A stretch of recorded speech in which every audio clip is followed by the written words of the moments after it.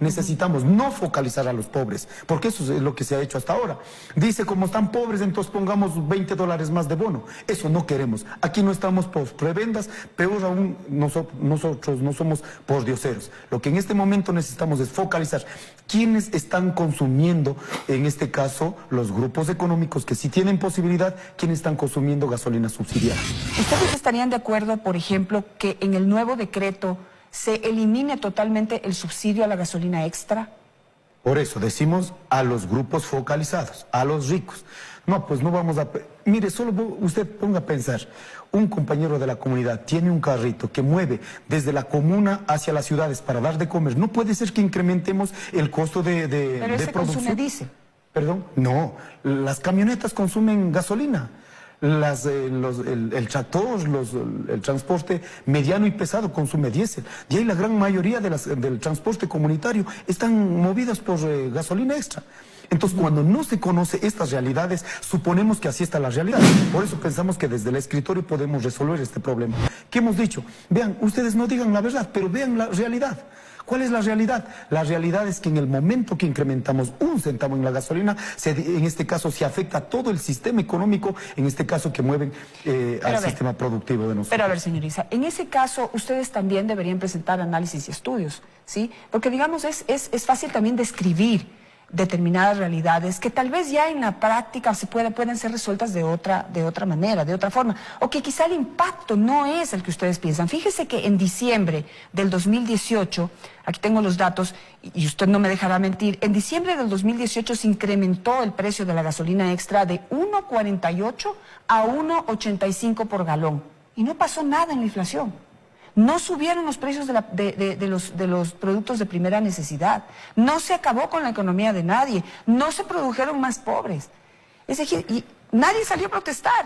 Ni nada, porque la afectación no es la misma que cuando usted sí, por ejemplo, cambia el precio del diésel. Ahí sí le puedo dar a usted la razón que puede haber una afectación. Mira, dos cuestiones. Creo que es demasiado pedir que las mismas comunidades o los mismos sectores populares construyamos nuestros indicadores. Eso no es posible, es responsabilidad del Estado.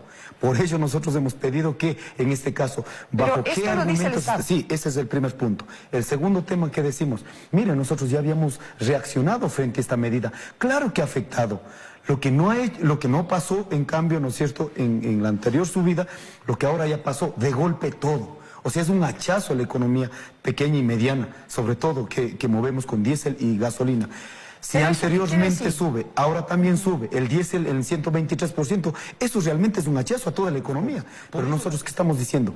De toda en este caso de la población ecuatoriana, la clase y media del quintil 1, 2 y 3, necesitamos los subsidios.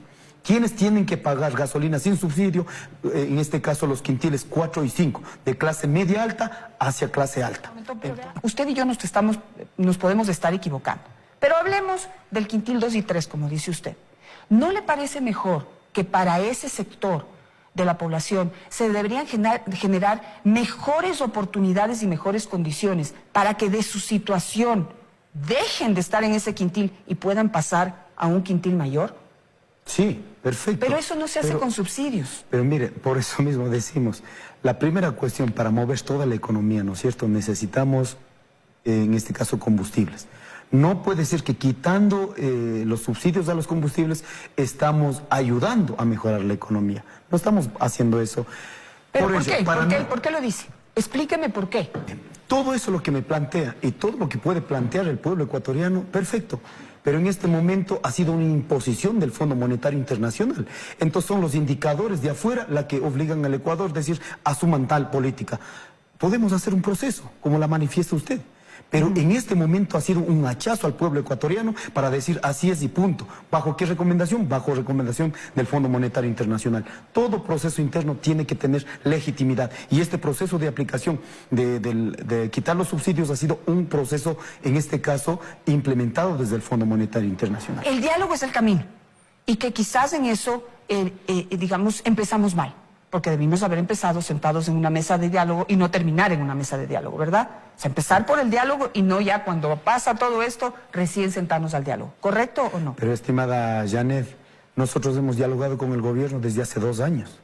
los mecanismos de diálogo. Para nosotros es sagrado el tema del diálogo. No puede ser que el diálogo sea utilizado, en este caso, para apaciguar las reacciones de la población. No es aceptable. ¿Qué ha pasado con todos los 6 puntos que el presidente de la República se comprometió? No, ninguno ha cumplido. De pronto, parcialmente, el tema de la educación bilingüe, pero hasta ahí. Pero los temas económicos, la política de reactivación económica para los pequeños y medianos productores, ¿cuánto ha avanzado? Ninguna. Entonces, en ese sentido decimos que el diálogo no puede ser utilizado para disuadir reacciones de la población. Y en este momento no estamos, al menos en este proceso de diálogo por el subsidio a los combustibles, aparece como nuevo. Pero nosotros hemos demostrado durante toda la historia que somos pueblos de diálogo. Perfecto. Le rescato eso, le reconozco eso y lo ponemos sobre la mesa como un elemento que hay que considerar. Son ustedes los que tienen que invitar a los demás. Así es. ¿Sí?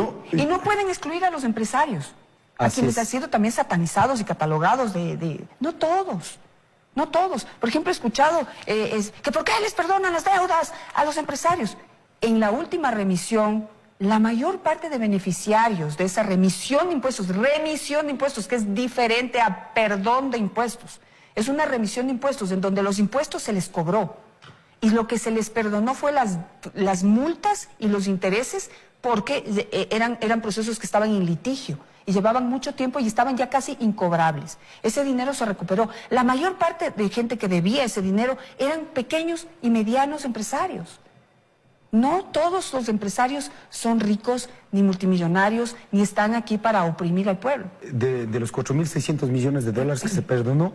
No se perdonó. Bueno, hable correctamente. Bueno, ya, es que se remitió los impuestos. Se hizo una remisión. Pero yo también debo decir, a los grandes sí, en este caso, remitimos. Fue la mayor cantidad de recursos que se fue a ese sector. Los pequeños también sí, pero vamos en términos de referencia de los grupos quienes más remitieron los impuestos fueron los grandes. Con el perdón del caso, pero decir que quienes generan más empleo es también, no es verdad. ¿Quiénes sostenemos en este momento la mayor cantidad del empleo en el Ecuador? Los 1.500.000 productores de pequeños y medianos productores de la leche. Vamos a ver, ¿cuántas familias, en este caso, un ganadero, digamos, ¿no es cierto? ¿Cuántos miembros de familia estamos sosteniendo? 4 o 5. Eso significa que estamos sobre los 4,5 millones sosteniendo los pequeños, medianos productores de la leche. Entonces, en ese sentido, decir que los empresarios son los que más han generado empleo, también no es verdad. Por ello decimos... Pero pues, los grandes empresarios son los yo lo acabo de decir, los pequeños y medianos empresarios son los que más empleo generan. Así es. Entonces, y volviendo al tema, son los que deben estar invitados a la mesa de diálogo. Pero por favor, Unidas. por eso mismo, vea, mire, si es que usted revisa mis entrevistas en los anteriores, derogue el decreto 883 y sentamos todos los sectores económicos, pequeños, medianos, grandes. ¿Cuál va a ser el sacrificio que van a dar todos estos sectores para sacar del hueco que en este momento está el Ecuador? Nunca hemos negado esta realidad, pero esta realidad no pueden cargar sobre los más pobres. En este momento, si los que consumen gasolina, encima que consumen gasolina subsidiada, no pueden ser que ese mismo peso sigan votando a los más pobres, a los pequeños y medianos productores. Claro, pero estamos claros de que hay alternativas, ¿verdad? Alternativas a seguir viviendo de que el Estado nos regale cosas. Estamos claros que hay que cambiar también esa mentalidad, Leonidas. O sea, no podemos seguir viviendo de que el Estado nos mantenga. Tenemos que exigirle al Estado que nos dé las condiciones para que podamos vivir bien por nuestros propios medios, de nuestro propio trabajo. Es decir, que ese lechero, ese ganadero, ese agricultor pueda realmente surgir de su trabajo. Y no les oigo algo importante, por lo menos para mí es importante, no sé si para usted. Pero yo quisiera que en esa mesa del diálogo se exija que gran parte de esos recursos o que se consigan recursos, ¿sí?, para educación. Es la educación el principal factor que sacó al Asia de la pobreza y que lo convierte ahora en una potencia mundial. Así es. Es la educación más que los subsidios lo que va a sacar al pueblo indígena y al pueblo pobre de nuestro país de esa situación. La educación, no les oigo. No les oigo nada hablar de educación. Pero mire, ¿quiénes han sido los responsables para generar estas políticas de asistencialismo? No ha sido el pueblo ecuatoriano el que ha estado diciendo. En este momento, ¿qué se pretendió hacer con el tema de recuperar lo de subsidios? ¿Qué dijo? Muy bien, hermanos ecuatorianos, hemos identificado 300.000 ecuatorianos pobres a los que vamos a dar $15 más. Ese es un insulto a los ecuatorianos. Entonces no somos nosotros los sujetos los que estamos diciendo regalos, sino es el mismo Estado ecuatoriano quienes, para garantizar el poder económico que un grupo sí lo tiene, para mantener al resto, en este caso, claudicados en la pobreza. Estoy de acuerdo con usted.